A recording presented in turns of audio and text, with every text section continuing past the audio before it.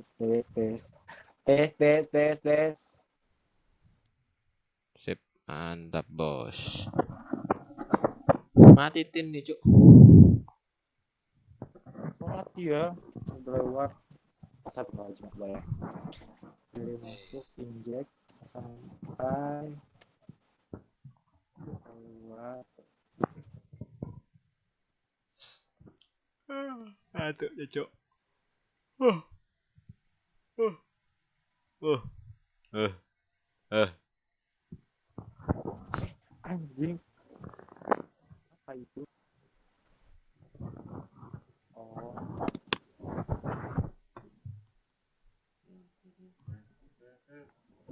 kira aku sebar Google Meet dari masuk injek sampai keluar ke detektor. Tadi aku baca materi ya.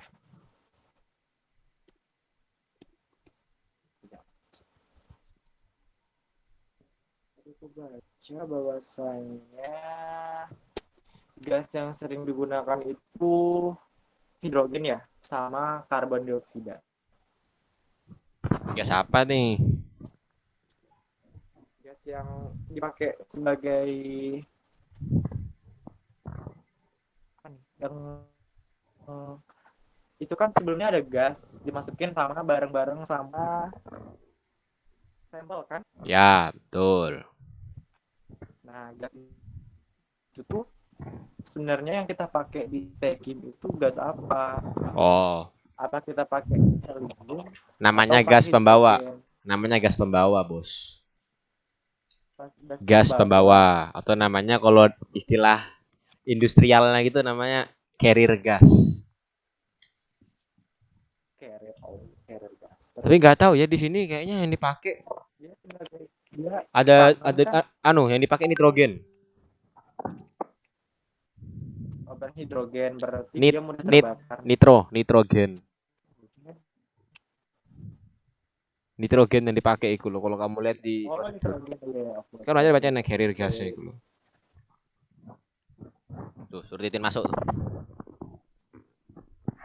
Berarti termasuk ke dalam yang mudah terbakar dong ya. Ya hati-hati banget pakai ini. Lain, beda. Di sini kenapa si carrier gas ini dia nentukan apa namanya carrier gas ini gas harus tertentu. Kayak misal gas nitrogen, hidrogen dan lain-lain. Halo Titin. Terus terus. Ah, Oh, oke ulang, bagus. ulang. Ulang. Apa tadi kamu nanya Yon? Tanya ulang Yon, tanya ulang. Gas yang kita pakai sebagai carrier kayak pembawa sebagai tekanan lah istilahnya ya yang mendorong uh, sampel masuk ke dalam apa nih? Apa tadi? Sebagai Ke ke dalam dalam kolom. injek gitu. Itu ada Ya. ya ke dalam kolom dah dari injek ke dalam kolom kan itu ada tekanan gas kan. Nah, gas Nah, ini gas apa yang kita pakai? Gas hidrogen kah, nitrogen kah, atau helium kah, atau apalah. oke oke. Jadi gini, kan istilah apa namanya definisinya carrier gas atau gas pembawa ini adalah gas yang membawa sampel. Jadi nanti si gas pembawa ini bakal ngebawa sampel sampel kita yang habis disuntikkan ke dalam alat itu. Disuntikkan, dirubah jadi gas sampel kita, nanti baru dibawa ke detektor melalui kolom. Oke. Sekarang di sini kan kalau di carrier gas itu hanya memakai gas tertentu. Contoh kalau misalnya di apa namanya?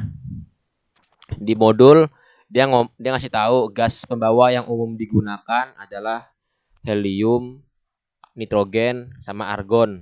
Terus kalau misalnya kita lihat nih di prosedur itu dia bilang nitrogen di sini sebagai carrier gas dengan tekanan 80 psi. Nah, di sini kenapa dia memakai nitrogen? Karena di sini nih dia membutuhkan senyawa atau unsur gas yang tidak akan bereaksi dengan si sampel.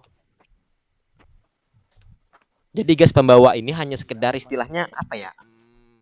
Anggapannya gini loh, Dorong. sebagai gojeknya gitu loh, sebagai gojek, sebagai ojol, hanya ngebawa tapi nggak ada nggak Dia mendorong aja kan.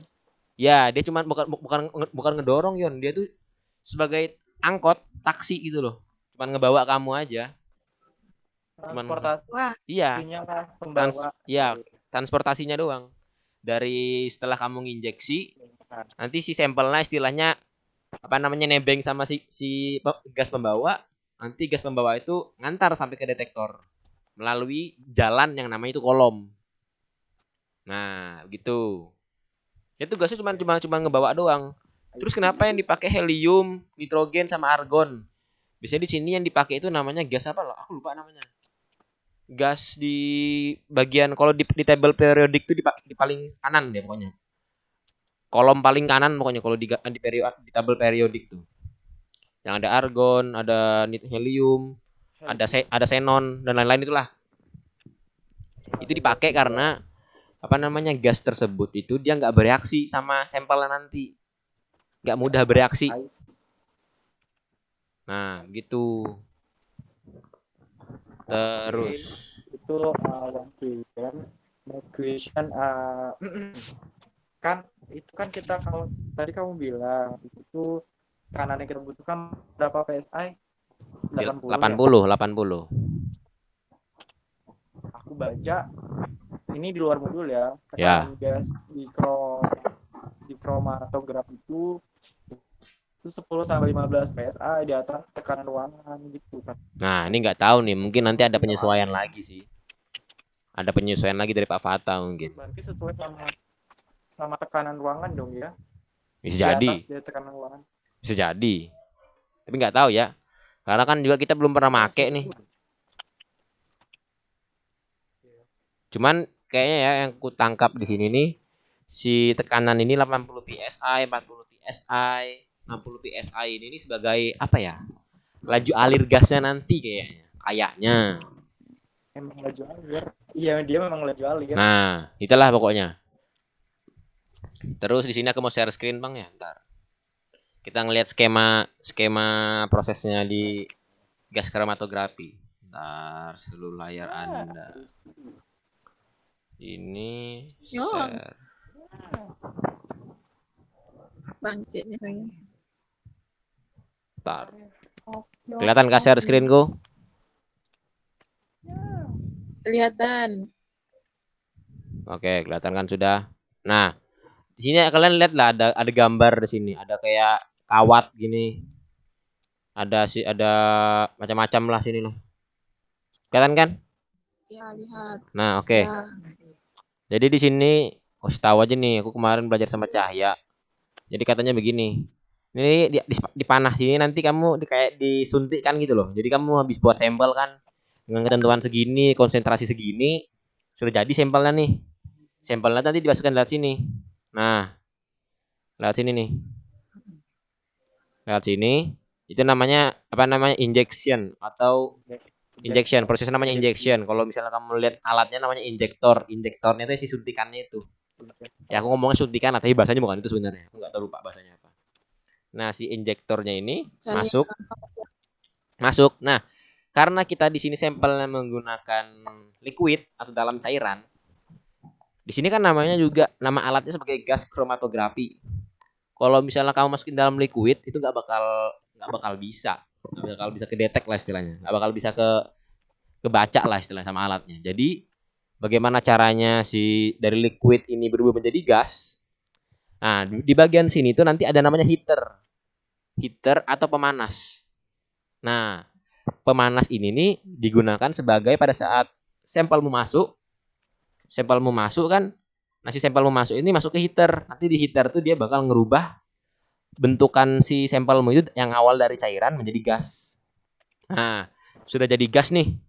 Di sini ada katup atau istilahnya keran lah, keran pengatur dari gas pembawanya atau si carrier gasnya. Kebetulan kita pakai nitrogen di sini sebagai gas pembawanya. Nah, nanti gas pembawanya keluar dari sini, kita ngatur seberapa besar tekanannya, seberapa besar laju alirnya itu nanti dikasih tahu lah di prosedur nanti. Nanti sudah mau keluar nih masuk nih gasnya berbarengan sama si apa namanya? Si siapa itu namanya? Si sampel yang sudah dalam bentuk gas. Dibawa nih mutar ke kolom-kolom, mutar.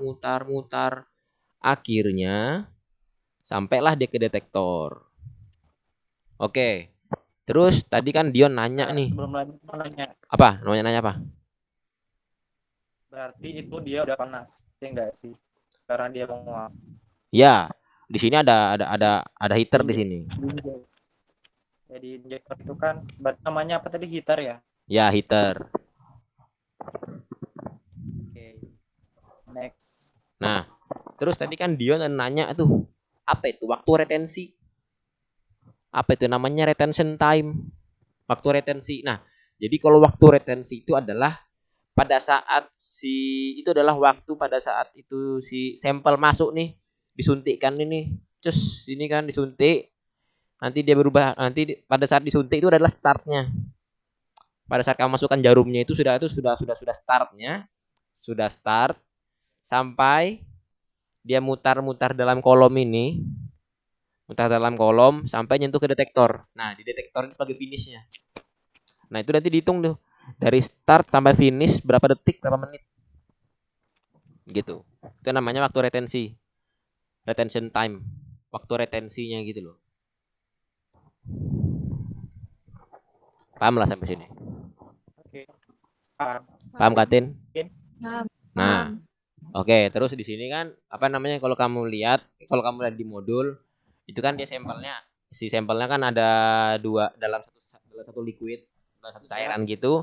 Dia ada dua komponen kan ya, ada apa namanya metanol sama tiga ya. Gas. Ya, Metanol sama alkohol. air, Metanol sama etanol kan. Nah, kan kalian tahu kalau di gas kromatografi ini, kalau kalian buka definisinya, kromatografi itu adalah apa? Kromatografi kan di sini mana ya? Ntar kita lihat di sesuai modul aja. Nah, di sini kan bacanya ya teknik untuk memisahkan campuran menjadi komponennya dengan bantuan perbedaan fisik masing-masing komponen. Nah, bagaimana cara misahkannya nih? Kan sudah dalam gas nih. Kan di sini dia jelas ngasih tahu nih dengan bantuan perbedaan fisik. Perbedaan fisik udah ketahuan. Jadi nanti fisik kan di sini bukan dalam bahasa kimia ya. Kalau dalam fisik itu dia otomatis padat, cair, gas. Itu namanya fisik tuh. Fisik. Nah, di sini dia ngubah dalam gas. Jadi kayak apa dia misahkan nih? Kan dalam gas tuh. Kayak misahkannya. Nah, jadi di kolom ini nih, dia nanti bakal misahin tingkat ada istilahnya dia bakal ada sifat kepolaran. Simpelnya bahasanya gimana ya? Ada istilah tarik menarik gitu loh. Tarik menarik. Jadi setiap bahan atau setiap komponen, misalnya etanol, metanol sama air, itu dia mempunyai waktu retensi yang berbeda-beda. Karena nanti itu bakal dibantu ada yang sebagian misalnya air agak diperlambat karena si kolomnya ini dengan si air itu dia polarnya sangat tinggi, sangat polar. Jadi kan kalau sangat polar kan otomatis dia tarik menarik gitu kan. Kayak tertahan gitu loh di kolomnya itu, di selang-selang kecil itu. Kayak tertahan. Jadi otomatis waktu retentionnya lebih lama. Terus kalau misalnya metanol dan sejenisnya begitulah. Jadi nanti di situ tuh pada saat di kolom ini sudah waktunya dia memisahkan gitu. Selama dia berjalan, nanti ada yang tertinggal, ada yang ketahan, ada yang terlambat nyampe ke detektor. Itu masing-masing beda waktu retensinya, tergantung si kolomnya ini. Seperti itu. Paham lah? Paham kabuanmu? Tes. Tes 1 2 3. Titin. Paham. Oke. Terus, nah di sini kan sudah nih gasnya masuk sama gas pembawa mutar di detektor, sampai di detektor nih. Nanti dari detektor ini apa? Berarti secara singkat pengertian dari gas kromatografi ini merubah data atau cairan, kan bisa liquid bisa data juga kan ya. Nah, berarti merubah padatan atau cairan ini menjadi gas seperti itu, Pak. Sebenarnya di gas kromatografi ini ada banyak jenisnya sih sebenarnya. Kebetulan yang kita pakai ini adalah apa namanya liquid gas kromatografi atau kromatografi gas cair. Sebenarnya ada yang apa namanya kromatografi gas to gas. Dari sampelnya gas Kita masukkan. Jadi dia nggak perlu heater. Enggak. Nggak perlu heater. Oke, lanjut. Kalian lihat di gambar ini. Filter heater kan Apa? nggak perlu heater kalau gas sama gas. Ya gas sama gas kayaknya nggak perlu heater sih, karena kan dia basicnya sudah gas tuh. Tapi kalau data, Hah? kalau data Kalau padatan di sini nggak tahu ya, aku masih belum tahu.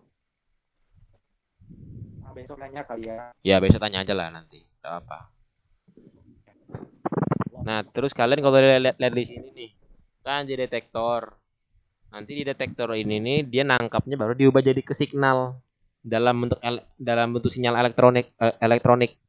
Sinyal elektronik. Kemudian dia masuk ke data processing unit. Data processing unit ini ya berupa komputer. Dari komputer itu nanti bakal nimbulkan grafiknya lah, data-datanya lah yang kita dapatkan, waktu retensi per komponen, misalnya seperti itu. Nah, coba kalian lihat gambar di sini. Ada yang belum kujelaskan enggak kira-kira?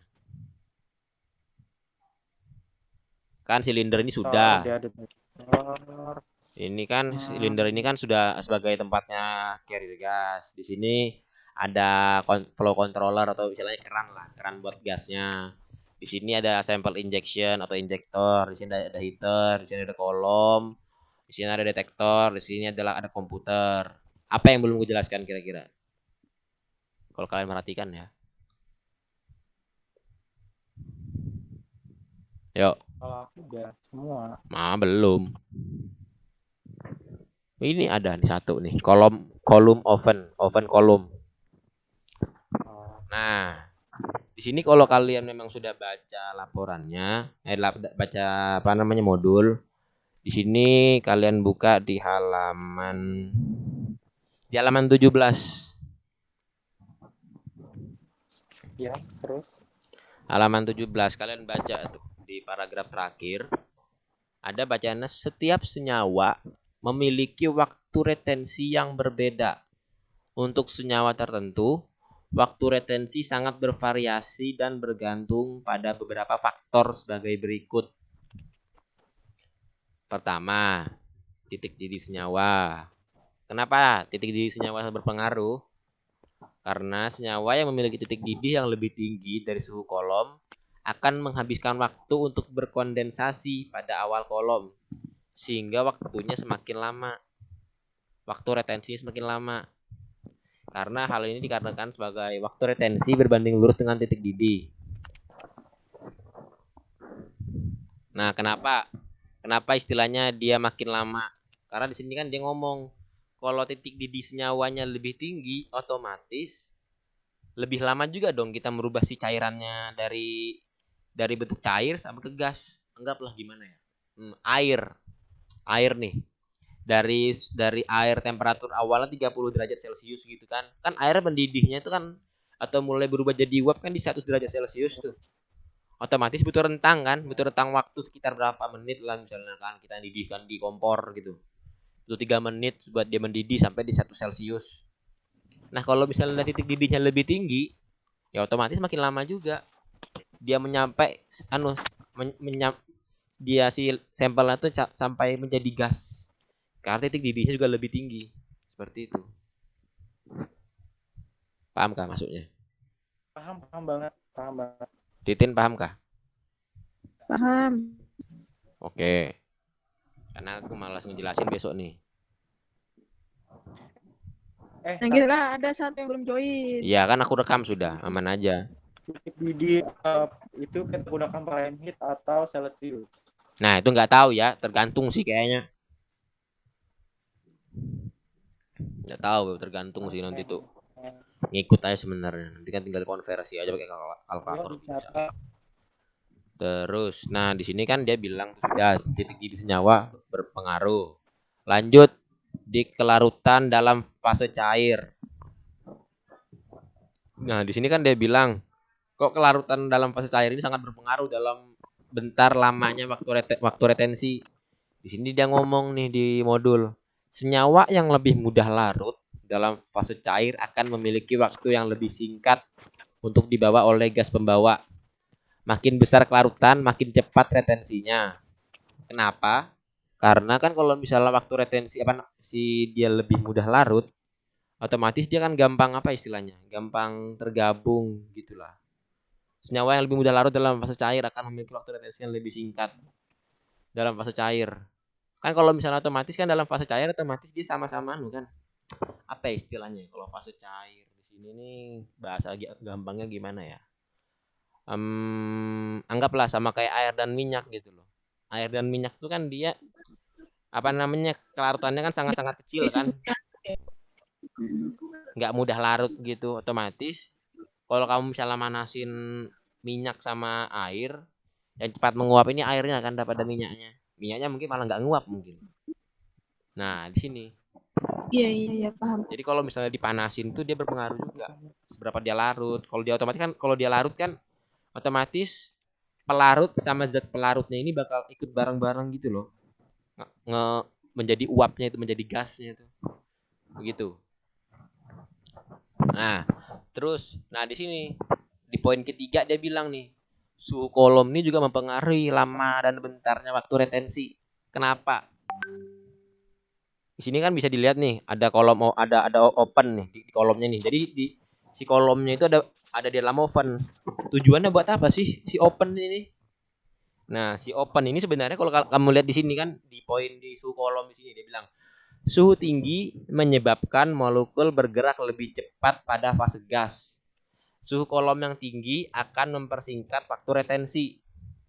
Nah, di sini makanya suhu kolomnya itu harus lebih tinggi daripada daripada si suhu daripada si suhu sampel. Kenapa? Karena kalau misalnya pada saat si suhu kolomnya ini lebih rendah daripada suhu sampel yang berupa gas itu, kan kalau kalian tahu gas itu kalau misalnya kita turunkan suhunya, dia pasti bakal jadi cair kan? Contoh kayak LPG gitu kan. LPG itu kan sebenarnya cair dalamannya tuh. Pada saat dia masuk ke tekanan udara biasa, tekanan bebas, itu kan dia otomatis suhunya naik kan di 30. Sebenarnya kalau di dalam LPG itu dia suhunya dia di bawah berapa Celcius gitu. Aku lupa pokoknya. Jadi pokoknya kalau misalnya dia berada di bawah suhunya itu, suhu titik didihnya, dia bakal menjadi cair, yang awal dari gas menjadi cair. Nah, makanya di sini tujuannya kolom oven di sini sebagai mempertahankan bentuk gas dan juga untuk mempercepat gerakan molekulnya. Terus mungkin di sini siapa yang ingat pas pelajaran kimia fisika, matkul kimia fisika, Pak Oko pernah bilang begini, gas itu pada saat dipanaskan dia bergetar lebih cepat dan kemudian dia banyak bergerak mengelilingi tempatnya atau wadahnya. Nah, di sini tujuannya karena semakin tinggi suhu kolom, otomatis gasnya juga semakin cepat bergetar, banyak bergerak, begitu loh. Tingkat uapnya itu lebih tinggi. Nah, makanya suhu kolom ini harusnya dia lebih tinggi daripada si suhu gas sampel kita. Ya untuk mencegah pertama si sampel gas kita tidak mencair dalam kolom, otomatis memperlambat waktu retensinya. Dan kemudian untuk kalau misalnya suhu kolomnya tinggi daripada si sampel gas, untuk mempercepat waktu retensinya, untuk mempersingkat waktu retensi. Seperti itu. Yang kedua tadi apa, Bar? Kan yang pertama tadi titik didih sampel kan. Ya. Yang kedua apa tadi? Kelarutan dalam fase cair. Ada di modul kok itu. Apa kelarutan? Dalam fase cair. Ada di modul, Pak. Ada di modul kok halaman 18. 18. Iya. Paling atas. Oh, senyawa yang lebih mudah larut dalam fase cair akan memiliki waktu lebih singkat. Maksudnya gimana? Oh, ini sama pas pelajaran fisika kemarin, kimia fisika kemarin. Kalau kalian ingat uap jenuh itu loh. Uap jenuh, uap itulah pokoknya. Kan kalau misalnya dia istilahnya dia homogen antara komponen A dengan komponen B, dia homogen, otomatis titik didihnya itu sama kan antara yang gabungan. Titik didihnya itu kan gabungan itu kan dia otomatis ada komponen A sama komponen B. Titik didihnya sama. Jadi dia semakin larut dia otomatis semakin homogen kan. Kalau semakin homogen otomatis titik didihnya sama. Kalau titik didihnya sama, otomatis apa namanya, untuk dia berubah menjadi gas itu dia sama semua. Waktu retensinya juga semakin cepat, semakin sama juga begitu. Makin besar kelarutan, maka makin besar juga waktu retensinya. Semakin cepat juga waktu retensinya. Karena semakin dia larut, semakin dia homogen, otomatis semakin dia mudah menguap. Semakin dia mudah menguap, otomatis semakin cepat waktu retensinya. Karena titik didihnya lebih rendah. Paham lah sampai sini. Berarti dihitung nih dalam setiap larutan tuh fasenya ya. Fase Iya. larutan. Heeh. Oh iya, I see. Kan di sini kan di awal kan sudah ngomong tuh. Si kromatografi itu adalah metode pemisahan yang menggunakan perubahan fisik. Bantuan perbedaan fisik masing-masing komponen. Gitu. Kan awal campur tuh etanol, metanol sama air. Diubah fisiknya melalui menjadi gas. Kemudian masuk dalam kolom. Di kolom itu perlahan-lahan misahkan tiap komponen. Udah. Nanti setiap komponen bakal ada yang duluan, ada yang kalah nanti nyampe ke detektor, balapan mereka tuh. Dari titik start sampai ke finish. Siapa yang menang, siapa yang kalah. Berarti kita ini langsung masukin 3 sampel atau satu-satu? Loh kan di sini kan sampelnya kita dibikin 3 konsentrasi kan ya. Tapi dalam satu sampel itu dia ada komponennya, ada metanol, etanol, sama air. Nah di sini kan ketahuan tuh sudah tuh. Cuman dia komposisinya beda-beda kan, komposisinya beda-beda. Oh iya, yang persentase ini Kak, yang pembuatan sampel. Oh, berapa sampel nih? Aku baru baca nih. Kan di sini banyak macam-macam tuh. Metanol 100%, etanol 100%, etanol 80. Oh, berarti kalau metanol etanol 40-40 dong ya? Nggak tahu ya, ini aku masih nggak ngerti nih untuk masalah pembuatan sampel ini. Aku juga masih mamin dari kemarin Yon. Nanti dulu lah tuh, jangan dilanjutin dulu, sabar. Kita ngejelasin dulu pelan-pelan ini. Lanjut. Nah, coba kalian kan udah apa namanya? Ketujuan percobaan. Tujuan percobaan. Di sini kan di poin pertama disebut nih memahami prinsip analisa dengan menggunakan GC atau namanya gas kromatografi. Sudah tahu nih kita nih kan tadi sudah dijelasin tuh, sudah kita coba belajar nih kan. Kayak apa sih cara-caranya si apa namanya? Prinsip kerjanya si gas kromatografi ini. Udah tahu nih kan. Si injektornya si sampel masuk lewat injektor, kemudian dipanaskan jadi gas sampelnya, kemudian dibawa sama gas pembawa melalui kolomnya nanti perlahan-lahan misalkan per komponen, kemudian komponen itu balapan sampai finishnya adalah detektor. Nanti detektornya ini ngubah kejuaraannya ini, ngubah pialanya sebagai duit gitulah. Istilahnya ngubah sinyal yang ditangkap sama detektor dirubah ke dalam sinyal elektrik nanti ngirim ke laptop, ke komputer, diubahlah dalam bentuk data, grafik dan sejenisnya, seperti itu kan, gampang. Untuk mesin kerja aman lah. Terus mampu mengoperasikan alat GC.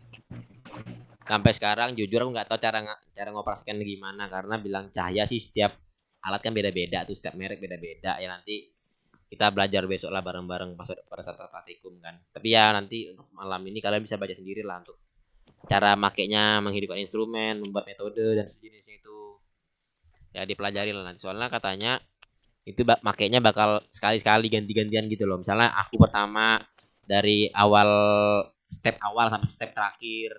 Selesai aku baru nanti lanjut Dion. Selesai Dion lanjut ke Dea, selesai Dea lanjut ke Titin, begitu. Gantian-gantian gitu loh. Jadi semuanya bisa merasakan. Berarti satu-satu ya? Iya, satu-satu. Kemarin Dimas kasih tahu ke aku gitu. Karena Dimas kemarin kasih tahu begitu sih. Cuman nggak tahu ya kalau misal Pak Pata ini gimana. Nah, Dinda juga kemarin kasih tau aku katanya tuh prakteknya satu-satu. Nah, nanti mau nggak mau kalian harus belajar. Aku sekarang masih belum ngerti nih. Ya tapi kan istilahnya kalau misalnya kita melihat dari skema yang kita punya ini kan, ya istilahnya kalian tahulah sedikit gimana prosesnya. Paling kan yang agak membingungkan ini kan kita pencet mana sih? Nih kan di monitor nih banyak nih pencetannya nih, banyak klik-klikannya Ya, di mana. betul. Nah, itu kan nanti kan pasti bakal dikasih tahu lah. Di situ juga di modul kan sudah ada tuh. Tinggal diikutin aja, mungkin katanya sih ada beberapa step yang dimodifikasi sama bapaknya sih. Diubah-ubah sama Iya, bapaknya. iya. Nanti itu kita cuma tinggal ngikutin bapaknya aja. Iya. Begitu. Tinggal ngikutin bapaknya. Tapi istilahnya kalau dalam apa ya? Dalam kita ngepahami dalam garis besarnya ya seperti itu. Cairan masuk ke kolom, dia sudah dalam gas, masuk detektor ngubah sinyalnya nanti diproses ke komputer jadi data gitu lah istilahnya, kan gampang untuk secara garis besar. Tapi kalau secara detailnya misalnya kita mencet ini, kemudian mencet itu, selanjutnya mencet ini, kemudian nanti kita membuka katup ini dan jenis itu kayaknya kalian harus baca di modul nanti. Diingat-ingat lah, soalnya kalau dipaham-pahami lah sesuai kata Pak Ibnu kan. Kalau menghafal tuh semua orang juga agak susah, tapi kalau memahami susah di awal istilahnya. Kalau misalnya sudah paham aman gitu. Jadi ya kalian coba paham-pahamin lah istilahnya. Soalnya jujur aku sampai sekarang juga nggak hafal sih. Tapi kamu memahami, Bar. Belum paham juga, soalnya kan katanya di Cahya cara mengoperasikan alat ini beda-beda. Ya nanti makanya aku bilang kan, nanti tinggal ngikutin besok aja. Gitu. Nah, terus di sini kalian lihat lagi di tujuan percobaan. Mampu mengoperasikan alat sudah kita bahas kan. Nanti kita lihat besok lah, belajar besok kan barengan gitu. Kemudian di sini, di sini nih ada tuh di poin ketiga di tujuan percobaan. Mengetahui pengaruh suhu oven dan laju alir sampel terhadap retention time atau waktu retensi. Nah, di sini nanti kayaknya kita perlu grafik sih kayaknya. Bau-baunya ya. Jadi kita yang jelasin nih, wah suhu oven segini dengan laju alir segini, waktu retensi berapa lama nih? Kalau misalnya suhu ovennya tinggi, laju alirnya tinggi, waktu retensinya berapa?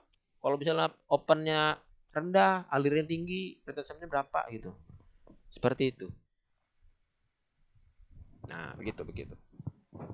Jadi nanti kita bakal istilahnya menghubungkan pengaruh suhu oven, laju alir terhadap waktu retensi. Nah, nanti itu kita lihat tuh, nanti kan kalau nggak salah nanti ada kayaknya di modul tuh ada disuruh atur suhu oven deh kayaknya, atau manual. Nah, oh iya, nah di sini kalian kalau misalnya kalian buka halaman, ntar deh, sabar ya, halaman 22. Nah, halaman 22 nih, coba kalian buka di poin berapa ya? 1, 2, 3, 4. Nah, di poin 4. Ya? Udah ketemu kan yang bacanya pada bagian injektor. Udah. Di sini kan dijelasin tuh, pada bagian injektor melakukan pengaturan terhadap heater dengan temperatur 220 derajat Celcius. Nah, di sini gunanya heater 220 derajat Celcius ini buat nanti ubah si sampel kita yang awal dari cairan masuk ke heater, pas keluar dari heater menuju ke kolom, dia menjadi gas. Udah. Baru kita lanjut ke step selanjutnya tuh kan. Langkah selanjutnya, mengklik pada bagian kolom oven dan melakukan pengaturan pada temperatur 200 derajat Celcius. Time dan stabilization time. Di sini dia ngomong sudah nih, berarti nanti istilahnya kalau misalnya kita tangkap secara umum ya, secara sekilas saja, dia nyuruh kita ngatur ovennya itu dalam suhu 200 derajat Celcius. Nah, mungkin nanti di sini nih, di suhu kayaknya di apa sih namanya temperatur suhunya ini kayaknya. Temperatur suhu oven ini kayaknya bakal diubah-ubah sama Bapak Pata nih kayaknya. Kayaknya. Karena kan kalau kita lihat di tujuan percobaan kan tadi katanya pengaruh dari suhu oven, laju alir terhadap waktu retensi kan. Nah, pasti kayaknya diubah-ubah nih sama bapaknya nih. Mungkin entah jadi 180, entah jadi 300, entah jadi berapa. Mungkin begitu. Nah, lanjut nih ke bawah.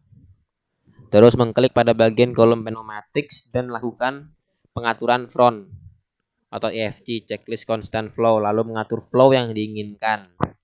Flow yang diinginkan ini ya udah flow carrier gas itu, si gas pembawa. Barbar mau nanya. Nanya lah. Nih aku nanya yang di bagian selanjutnya yang ngeklik pada bagian kolom oven itu. Berarti yang 20 derajat ini bisa apa namanya, tidak 20 berpatokan derajat. pada 200 derajat. 200 say. Terus. Ya, diam, Bang. Berarti ini tuh tidak berpatokan pada 200 derajat, ya bisa diubah kayak di atasnya 200 derajat gitu. Ya, Iya. soalnya kan Iya, iya. ini kayaknya sih tergantung bapaknya nanti. Oh iya, Soalnya iya, kan iya. kalau misalnya kamu baca lagi tuh di tujuan percobaan, dia ngomong tuh pengaruhnya si suhu open, laju alir sama si waktu retensi. Apa pengaruhnya nih? Apa hubungannya? Otomatis kan nanti pokoknya antara di laju alirnya mungkin antara di suhu opennya itu bakal ada yang diubah. Entah itu nanti apa yang diubah mungkin setelah bapaknya kali ya, kita nggak tahu. Mungkin kalian bisa tanya lah teman-teman kalian yang sudah GC, Yuda, Rahel, Dinda, sama Dipa, Iya, iya. sama Dian, tanyalah. Ada yang diubah pasti itu. Nah di sini lihat nih, lanjut. Di sini kan ada yang mengklik pada bagian kolom pneumatics dan melakukan pengaturan front EFC, checklist constant flow. Lalu mengatur flow yang diinginkan 0,5 sampai 2 mili per menit. Nah, di sini kan dia bilang constant flow, berarti otomatis laju alir yang konstan mungkin ya. Kalau kita tangkap kan begitu. Berarti otomatis nanti laju alirnya konstan tuh. Lalu diatur flow-nya di sekitar 0,5 sampai 2 mili per menit. Dah, begitu. Nah, di sini nih kalian lihat lagi nih. Kalau misalnya kita lihat kan mengeklik pada bagian detektor FID dan melakukan pengaturan heater on, set point, temperatur detektor 300 derajat, elektronik on, range sensitivity detektor 12 atau 0, fungsi atau 0, N2 makeup 25 mili per menit, H2 30 mili per menit, air atau udara, air itu dalam bahasa Inggris ya maksudnya air. Udara artinya 300 mili per menit. Ini settingannya nanti kayaknya. Ya, emang gitu. Settingannya nih. Kalau waktu di apa di kolom sama di detektor tuh beda sama set pointnya. Nah, tuh makanya kita harus nanti mau nggak mau. Makanya ini gue bilang Yon, untuk besok ngerekam sudah siap kah? Kamu megang nggak apa-apa sih sebenarnya. Ganti-gantian gitu kan. Kalau emang nggak ada apa namanya, nggak ada tripod. Oh iya, besok itu masuk pagi kan atau masuk siang? Pagi.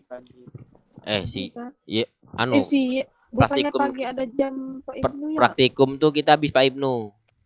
Iya habis Berarti Pak. berarti jam 10 ya? No, kalian dari pagi udah stay clock. Saranku sih dari pagi udah stay. Iya, Ada maksudnya di pos serah.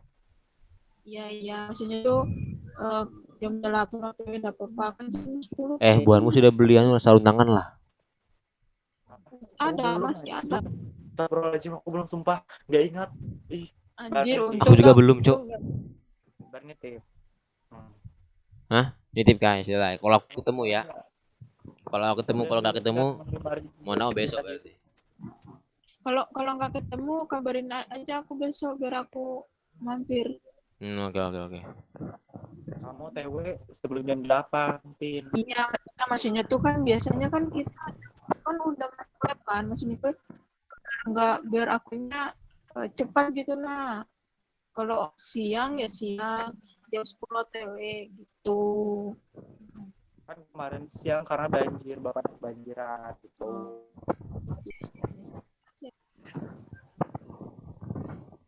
Terus tadi tuh aku udah dapat bocoran.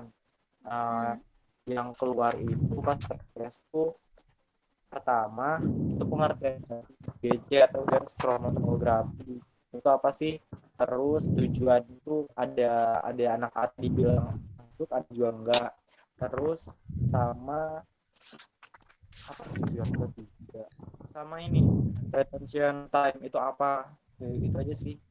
Terus sama kalau kayak langkah-langkah ini enggak bapaknya nanti jelasin ya soalnya langkahnya kita anak SMA nggak tahu apa-apa bos. Iya, makanya nanti itu bapak yang jelasin. Jadi kita nggak ngapalin, kayak tahu konsep.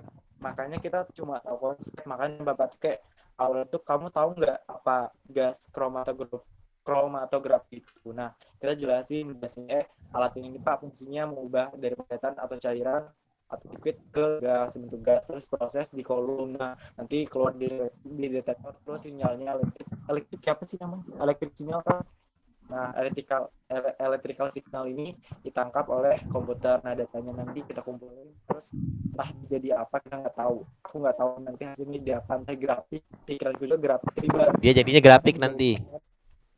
Nah, Dia jadinya terus grafik. Nama grafiknya itu adalah kromatogram. Tuh. ya, yes, kromatogram. Terus untuk kayak yang kayak injeksi, terus kolom, terus pengaruh tadi, mengaruhi waktu retensi. Nah, itu nanti kamu jelasin pas di pemahaman. Kalau bapaknya kalau bapak nanya apa sih GC itu, nah gitu. Jadi kalau jelasin GC itu ada komponen ini aja pak. Misal komponen ada 4 ada 5 atau beberapa komponen tertunjuk atau nggak tunjuk, sebutin aja. Nah gitu. Terus retention time itu apa? Retensi apa sih? Retensi waktu retensi itu apa? Nah, waktu retensi itu ini. Terus yang mempengaruhi waktu retensi itu ada 3. Bisa pertama tadi titik di sampel, ada kelarutan dalam fase atau yang fasenya dalam cairan itu dalam sampel itu. Terus atau suhu kolom itu sangat mempengaruhi sih. Yang dari yang membaca juga itu mempengaruhi agar tidak gasnya atau sampel yang masuk ke dalam kolom nggak cair. Itu kalau cair itu kayak gagal banget sih. Ya memang kan, memang harus kalau Terus misalnya masuk ke untuk yang langkah gas. kerjanya itu nggak usah dihafal, besok bapaknya jelasin. Oke, Tapi oke. kalau baca juga boleh. Ya dibaca aja, nggak apa. Jadi kan istilahnya kalau bapaknya pas besok mempraktekkan, kita istilahnya nggak terlalu kayak orang ngak-ngak gitu. Iya. Apa? Istilahnya, oh habis kesini gitu ya. Oh, istilahnya meskipun pahamnya cuma nempel satu step doang nggak apa-apa. Namanya juga kita nggak tahu apa-apa masih. Ya kalau kalian mau, kalian buka aja di YouTube itu. Kan di sini sudah kasih tahu nih. Di tipe anunya nih, tipe alatnya nih, GC varian 450. GC itu nama alatnya, gas kromatografi. Varian itu nama mereknya. 450 itu nama tipe. Iya, sistem varian 450 GC itu ada tuh tadi aku lihat. Ada dicari di YouTube aja lah.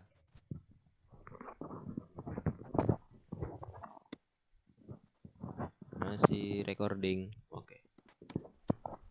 Seperti itu. Nah, di sini sensor juga banyak nih. Macam-macam sensornya, ada CCD, ada FID, ada ECD, macam-macam lah itu. Itu masing-masing kegunaannya beda-beda tuh. Pengertian juga beda-beda. Banyak tuh. Aku juga nggak ngerti masih. Pokoknya masing-masing itu ada digunakan buat macam-macam lah. Baca aja gitu. Perhitungan berarti nanti bar. Hah? Perhitungan. Perhitungan ya? Nggak tahu ya. Nggak tahu ya. Nggak ada kayaknya kalau di GC ini.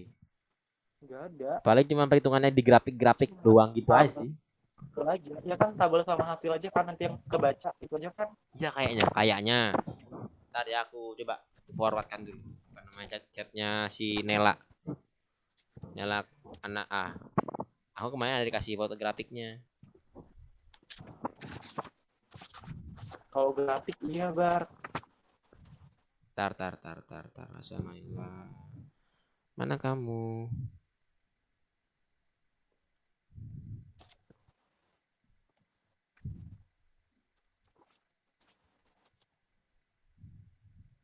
Tar mana ya? Oh ini nih.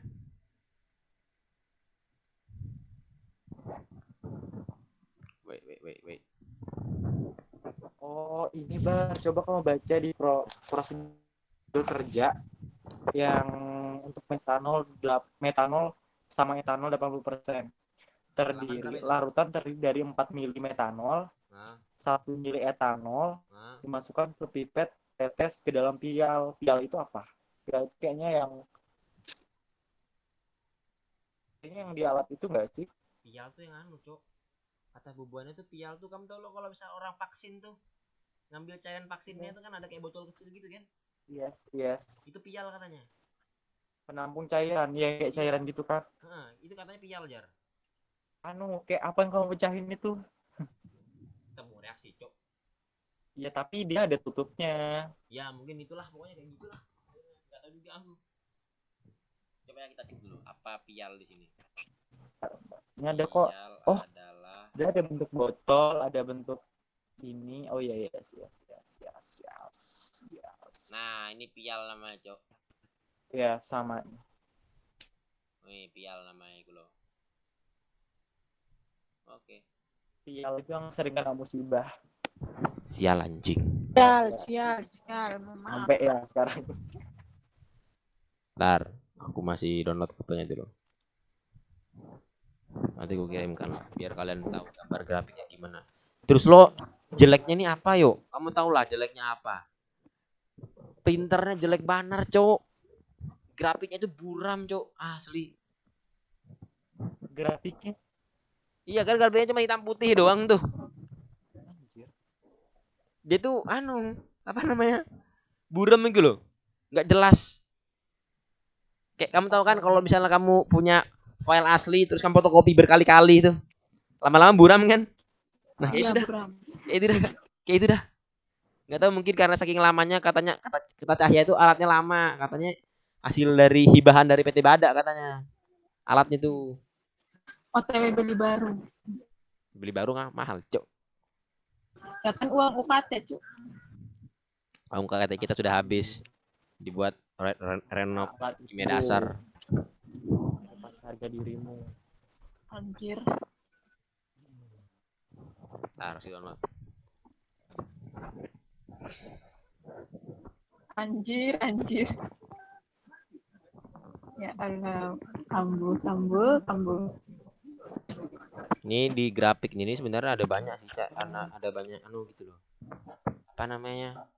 Ada banyak diketahuinya gitu nah. Aku sih nggak tahu tuh apa aja itu. Nanti pokoknya kalian harus kalau memang jadi kalau misalnya kalian mau nanya gitu kan nggak tahu apa, jangan konfir ke aku, ke Dion, ke Titin, ke Dea, langsung tanya aja ke bapaknya. Kalau emang nggak tahu tuh Ya. langsung tanya, Cok. Soalnya makanya kan di sini cutting tuh nyuruh. Kalau kalian praktikum analisa instrumen, kalian harus rekam. Karena yang dipelajari pada saat praktikum dan yang di pembahasan itu nanti bakal banyak betul. Makanya disuruh rekam. Ini yang keluar dari printer, Bar. Iya. Ini kan dia moto kan. Tapi kalau kamu lihat tuh grafiknya, kamu lihat ya jelas sendiri ya. Ih, nggak jelas anjir. Ya makanya. Lah aku bilang apa, Cok?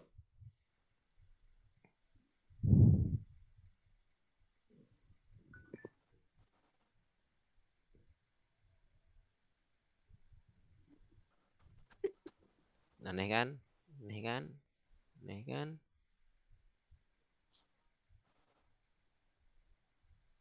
Dibilangi. Di sini cuma datanya cuma begini ya. Dalam kromatogram, grafik gitu kan. Baru ada bacaan yang peak result tuh. Peak result tuh apa? Peak itu adalah puncak dari grafik gitu loh. Kan grafiknya itu tajam tuh. Shoot gitu kan langsung naik turun gitu. Nah, itu puncaknya namanya peak. Peak itu artinya puncak kalau lupa. Babi. Nah, tuh. Baru di sini nih nggak tahu apa-apa aja nih. Sini name nggak tahu, indeks itu apa nggak tahu, time ini kayaknya minimal nih kayaknya time di sini adalah waktu retensi kayaknya. Yes, time. Kayaknya ya, curiga juga sih, tapi ada masih bubuan masih ragu sih. Terus di sini quantity ini persen area, nggak tahu apa itu. Jadi kau tanya aku, nggak ngerti aku. Di sini ada height, ini adalah mikro atau nano volume nih kayaknya. Nggak tahu juga aku. Nanti kita tanya tuh, ini apa Pak?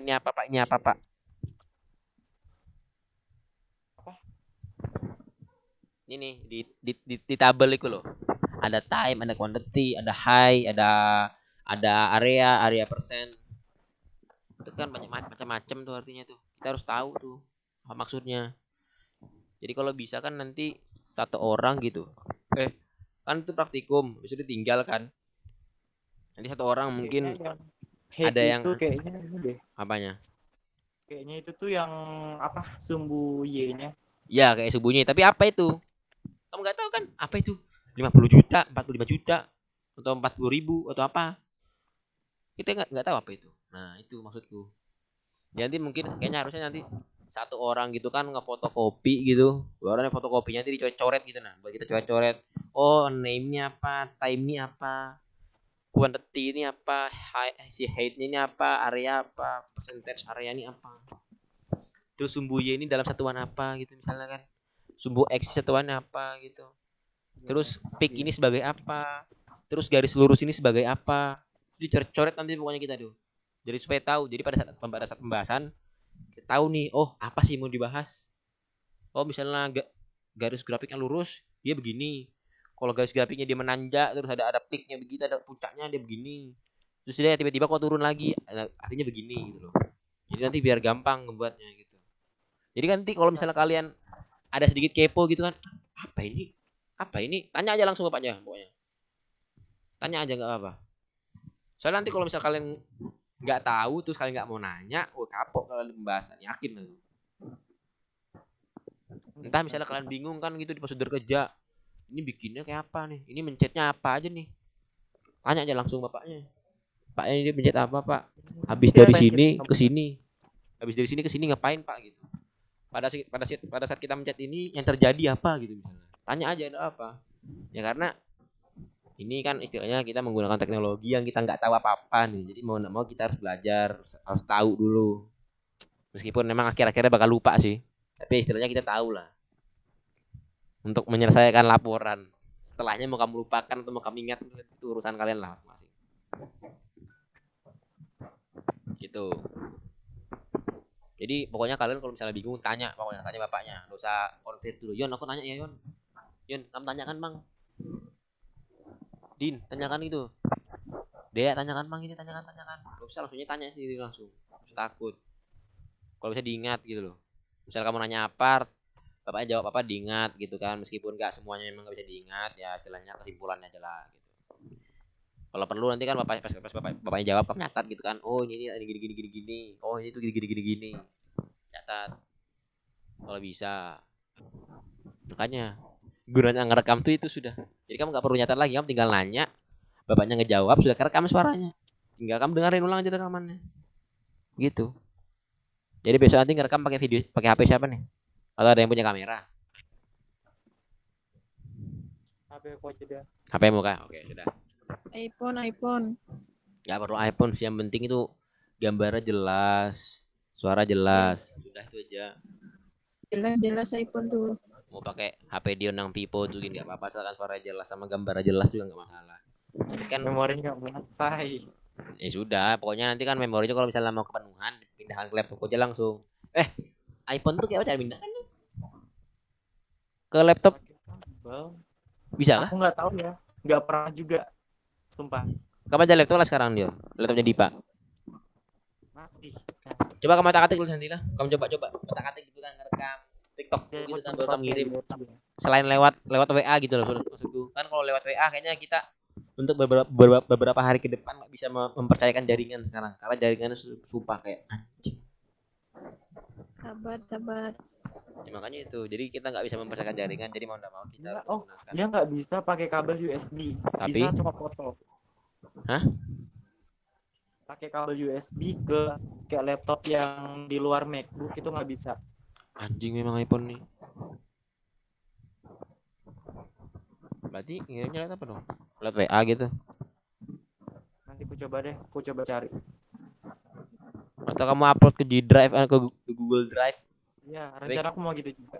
Nanti upload di. Soalnya kan kalau misalnya di kalau misalnya di WA ada limitnya kan ya? Ada apa? Ada limitnya kalau nggak salah. Di 85 kayaknya. 85 MB. 100 MB.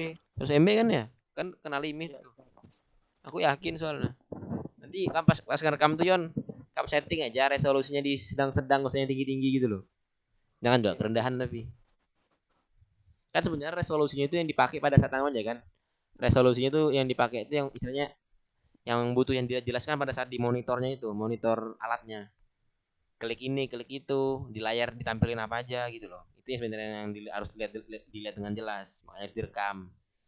Sebenarnya di situ aja sih. Sisanya kan sudah berfokus kepada ngerekam suara, ngerekam proses pembuatan sampel, gitu-gitu aja.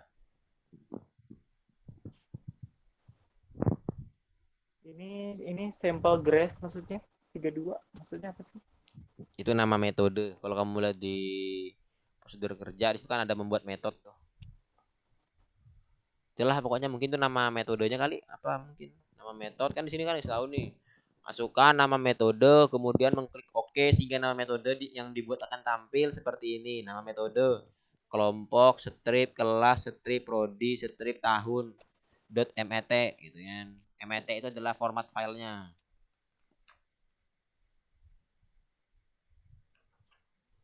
Nah, seperti itu. Oke. Ada yang mau ditanyakan nggak? Sebelum aku stop ini video. Aku mau cari apa namanya? Anu sarung tangan deh. Ada sih. Titin? Udah paham. Oke, aman lah. Sudah sekian dari pembelajaran kita malam ini, diskusi kita malam ini. Semoga kita besok lancar jaya dalam praktikumnya. Tidak ada kesusahan, tidak ada kesulitan. Dan semoga semuanya dimudahkan sampai laporan di ACC. Semoga ACC cepat gitu kan. Amin. Amin. Ya sudahlah. Matikanlah. Cari ini cari laporan cutting. Laporan cutting. Oke, aman aja. Kayaknya aku ada sih kayaknya. Sudah tuh. Assalamualaikum. Waalaikumsalam. Keluar Buanu, keluar. Gimana sih selfie?